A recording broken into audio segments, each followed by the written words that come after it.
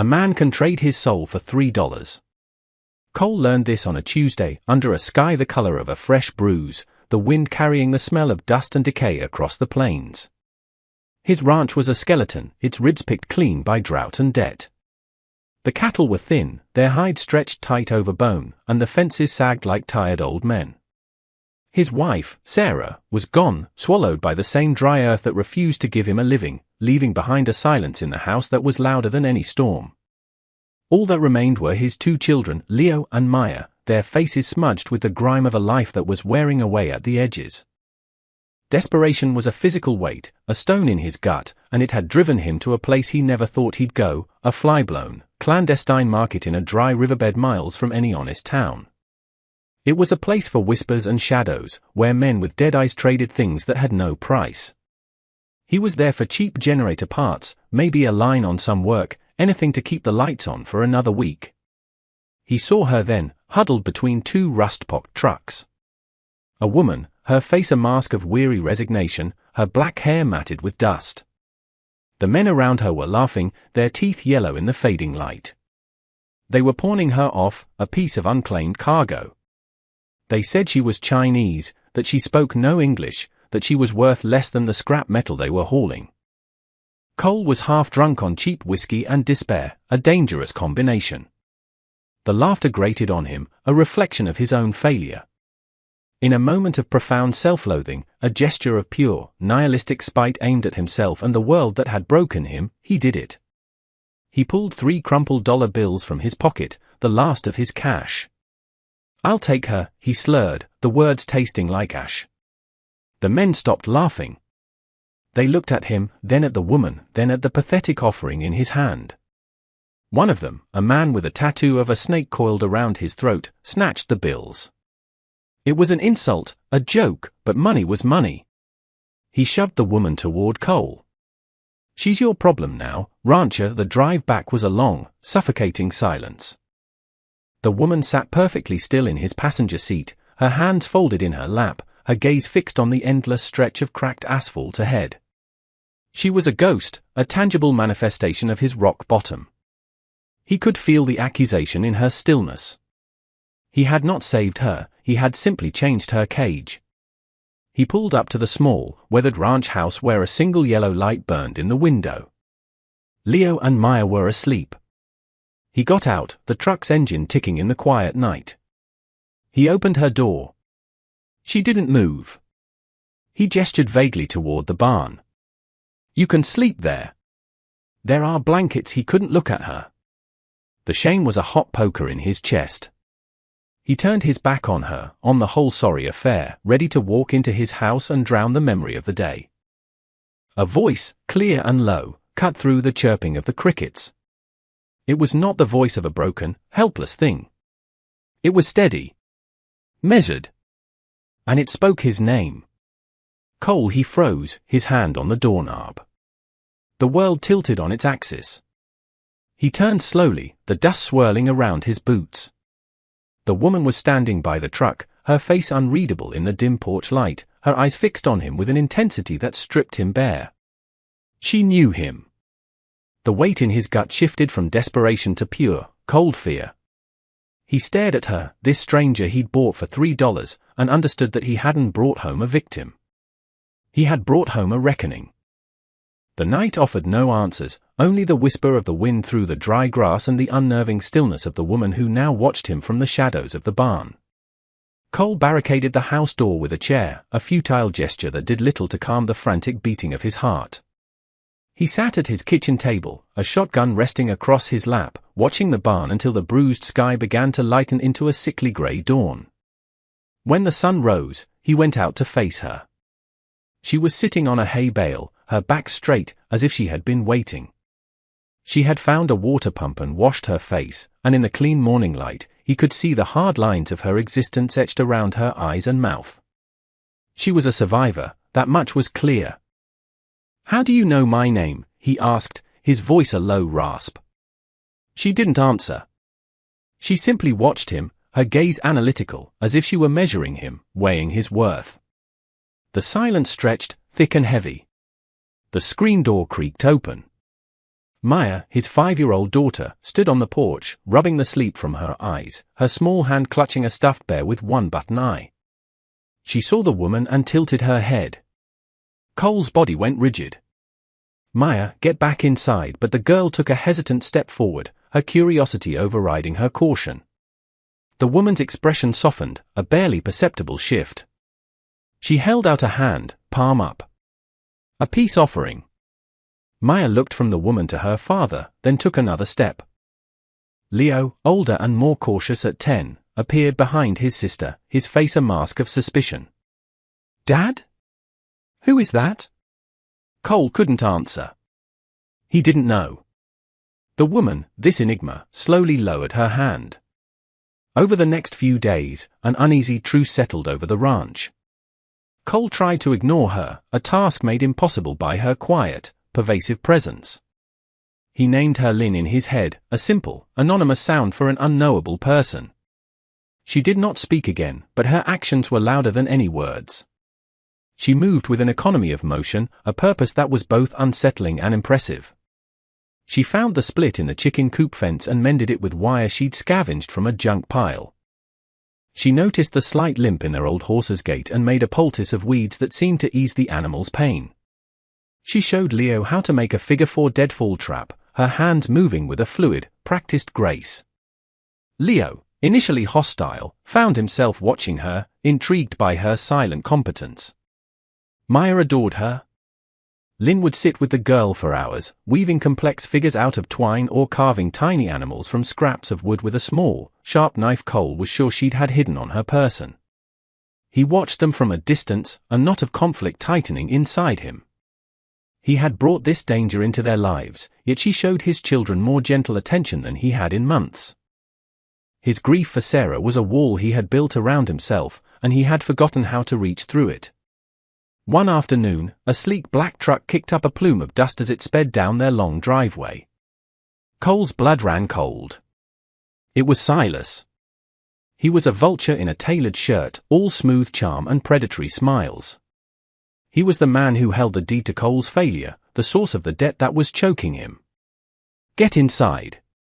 Both of you," Cole hissed at the children. He met Silas on the porch. "Cole, my friend," Silas said, his voice like honey laced with poison. "Just checking in. Times are tough. I worry about you. And your lovely children." His eye scanned the property, lingering on the house. "You look tired. Working hard. What do you want, Silas?" "Just what's mine. The payments are late. You know my policy on late payments." He smiled, a flash of white teeth. "I'm a patient man. But my patience has limits. 1 week, Cole. Get me something. Or I'll start taking things of sentimental value." Silas didn't see Lynn. She had vanished the moment the truck appeared, melting into the shadows of the barn like a wraith. After Silas left, the dust settling back onto the scorched earth, Cole slumped against the porch railing, the man's threats echoing in the oppressive heat. He felt a presence beside him. It was Lynn. She was looking down the road where the black truck had disappeared, her jaw set, a flicker of something ancient and cold in her eyes.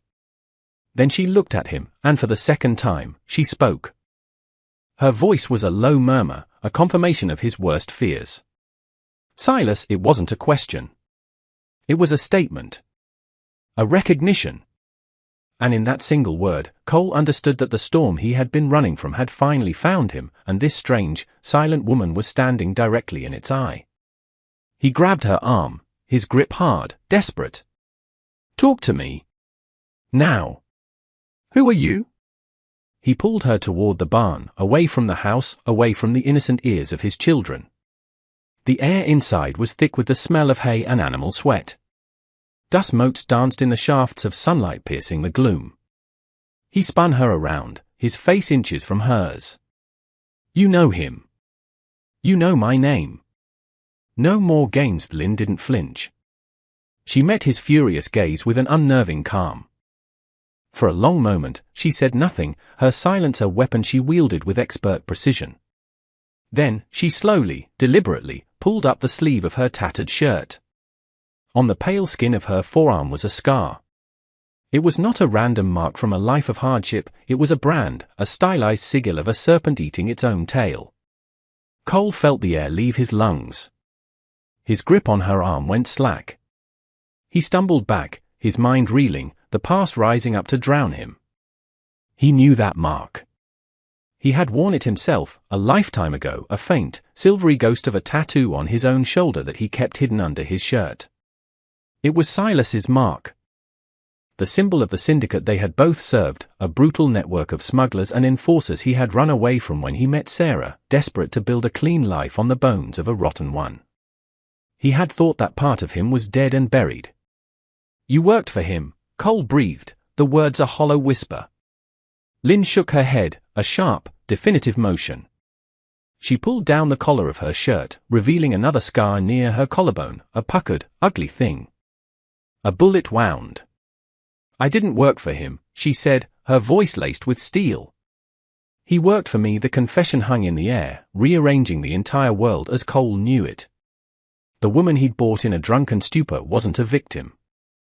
She wasn't just an associate of his old life. She had been at the center of it. She explained in clipped, sparse sentences, painting a picture of betrayal and revenge. Her name wasn't Lynn, that was a name for ghosts. Her real name died with her family, a casualty of Silas's ambition. She and Silas had built the organization together. He was the face, the charismatic talker. She was the strategist, the blade in the dark. He had grown greedy, paranoid. He orchestrated a coup, framing her for a deal gone wrong, turning their own people against her.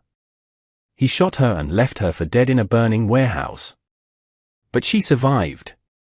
She had spent years in the shadows, healing, gathering information, hunting him. The men at the market weren't his, they were from a rival crew who had caught her by chance, ignorant of her true identity. Finding Cole, she admitted, was a coincidence, but one she was now prepared to use. He wasn't just a debtor to Silas, he was a loose end, a man who knew too much about Silas's beginnings. "He won't stop with the money," she said, her eyes boring into his. "When he's done with you, he will erase you. Your children." The truth of her words settled on him, cold and heavy as a tombstone. His debt wasn't just financial. It was a blood oath from a past life, and Silas was coming to collect the final payment. The power dynamic in the dusty barn had irrevocably shifted. Cole was no longer the reluctant protector of a mysterious stranger. He was her subordinate, her asset, a pawn in a war he thought he had escaped.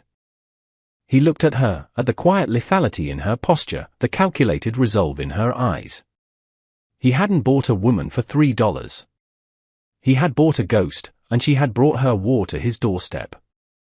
His only chance of survival, the only way to protect Leo and Maya, was to help her win it. The ranch became a silent training ground. The days leading up to Silas's deadline were thick with a tension that was almost palpable. There was no more pretense. Cole and the woman, he still thought of her as Lynn, a name for this new, grim reality, worked as a unit, a pact sealed by shared history and a common enemy. She moved through his property with the eye of a guerrilla fighter, pointing out vulnerabilities he had never seen. The long, exposed driveway. The clear line of sight to the house from the ridge. The way the barn doors could be forced. She spoke little, communicating instead through gestures and sharp, direct commands.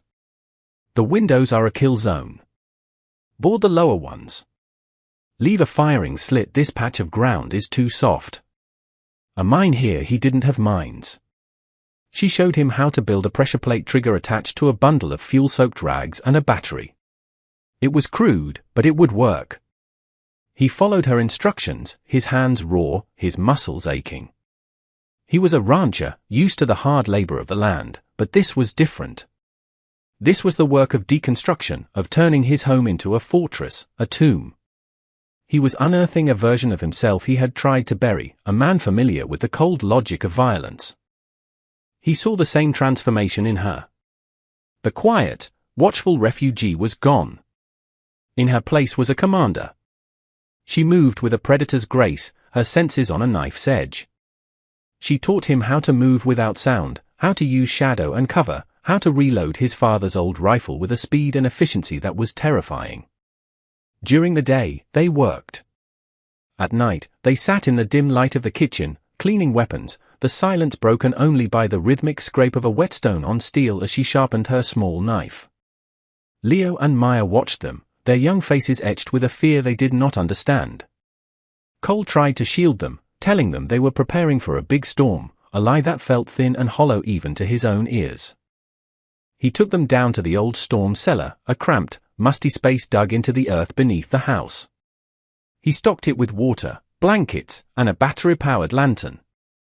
"If you hear loud noises," he told Leo, his voice tight, "you bring Maya down here and you lock this door. You don't open it. For anyone but me. Do you understand?" Leo nodded, his eyes wide and serious, the weight of the world suddenly on his 10-year-old shoulders. Maya just clutched her bear, her thumb in her mouth. The day arrived under a malevolent, sunless sky. The air was still and heavy, pregnant with violence. Lynn stood on the porch, sniffing the air like a wolf. "They're coming," she said. It wasn't a guess. It was a certainty. Cole's heart hammered against his ribs. He gathered his children, hugged them with a ferocity that scared them, and led them to the cellar. He looked into Leo's eyes. "I love you. You be brave for your sister." He closed the heavy wooden door, the sound of the bolt sliding home echoing like a gunshot in the stillness. When he emerged, Lynn was gone from the porch. He found her in the barn, perched in the hayloft like a bird of prey, a rifle resting on a bale of hay, aimed at the driveway. 2 more vehicles were coming, flanking Silas's black truck. 3 in total. More men than they had prepared for. Cole took up his position by the boarded-up living room window, his own rifle unsteady in his sweaty hands. He could see them now, 3 dark shapes kicking up dust, rolling inexorably toward his home, toward his children. The lead truck, not Silas's, hit the trigger point. The ground erupted in a ball of greasy, orange flame. The explosion was shockingly loud, a brutal roar that tore through the quiet afternoon. The truck swerved violently and crashed into a fence post. Men started piling out of the other 2 vehicles, shouting, taking cover, firing wildly at the house. The siege had begun. Bullets splintered the wooden siding of the house. A window shattered upstairs. Cole returned fire, the rifle bucking against his shoulder, the smell of cordite filling the air. He was clumsy, his shots hurried, but he was a target, drawing their attention. From the barn, Lynn was methodical. Precise. Each shot from her rifle was followed by a cry of pain from outside. She was a ghost, an unseen force of death picking them off one by one. The fight devolved into a chaotic, brutal series of skirmishes. One of Silas's men made it to the house, kicking in the back door. Cole met him in the kitchen, a wild, desperate struggle of swinging fists and grunted curses. He brought a cast-iron skillet down on the man's head, the sound a sickening crunch. He stood over the body, breathing hard, his knuckles bloody, the quiet rancher fully consumed by the cornered animal fighting for its young. He saw another man trying to flank the barn. "Lynn! Your left," he yelled, his voice raw. The shot from the hayloft came a second later. The man crumpled. Hours seemed to pass in a blur of noise and fear. Then, an eerie silence fell. The shooting stopped. Cole peered through his firing slit. 2 men were down in the yard. The burning truck hissed and popped. Silas's truck was still there, but he was nowhere to be seen. He had used his men as a diversion. A floorboard creaked above him. Cole's blood turned to ice. Silas was already inside. He had come in through the broken upstairs window while the chaos raged outside. Cole moved silently through the house, shotgun now in hand. He heard a voice, Silas's voice, coming from Maya's room, calm and conversational. It was a taunt. Cole burst into the room. Silas was standing by the small wooden bed, trailing a hand over the patchwork quilt Sarah had made. He smiled his wolf smile. "Family man, Cole. Who would have thought? After all we did." All we were, get out of my house. This was never your house, Silas said softly. It was just a place you were hiding. From me. From yourself. Behind him, a shadow detached itself from the doorway. It was Lynn.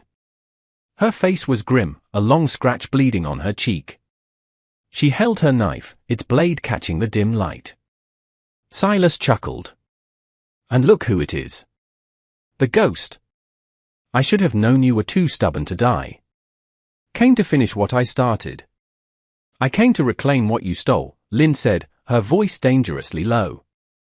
The final confrontation was not a prolonged battle. It was a sudden, vicious explosion. Silas lunged, not at Lynn, but at Cole, a knife appearing in his hand as if by magic. He was faster than Cole remembered. The two men crashed against the wall, grunting with effort. Silas was stronger, fueled by a cold rage. He pushed his blade closer to Cole's throat. She made you weak, Cole. Your wife. This life. Out of the corner of his eye, Cole saw Lynn move, a blur of motion. She didn't attack Silas from behind. She kicked a small wooden chest on the floor, sending it sliding into the back of Silas's knees. He buckled for a split second, his balance compromised. It was all the opening Cole needed. He twisted, using Silas's own momentum against him, and drove his weight downward. They fell to the floor, Silas's knife skittering away. Cole's hands found Silas's throat, squeezing, all his grief and rage and fear channeled into that one desperate act. Silas's eyes bulged. He clawed at Cole's arms. And then Lynn was there. She stood over them, her expression unreadable. She did not help. She simply watched, her presence a silent judgment. Cole felt Silas's struggles weaken. He saw the life drain from the man's eyes, the predatory smile replaced by a final, surprised grimace. He had done it. He had killed the monster from his past. He released his grip and scrambled back, gasping for air, the reality of his actions washing over him. He had protected his family. He had taken a life. The two truths warred within him. Lynn knelt and picked up Silas's knife, wiping the blade clean on her pants before tucking it away. The fight was over. The sun began to set, casting long, bloody shadows across the yard. The silence that returned was different now, heavier, final. It was the silence of survival. In the aftermath, the world was muted, seen through a haze of exhaustion and adrenaline. Cole walked through his ravaged home, the smell of gunpowder and blood thick in his nostrils. He slowly unbolted the cellar door. Two small faces stared up at him, pale with terror. Maya ran to him, burying her face in his leg, her small body trembling. Leo stood his ground, his eyes taking in his father's bruised face and bloody hands. "Is the storm over?" he asked, his voice a small, shaky thing.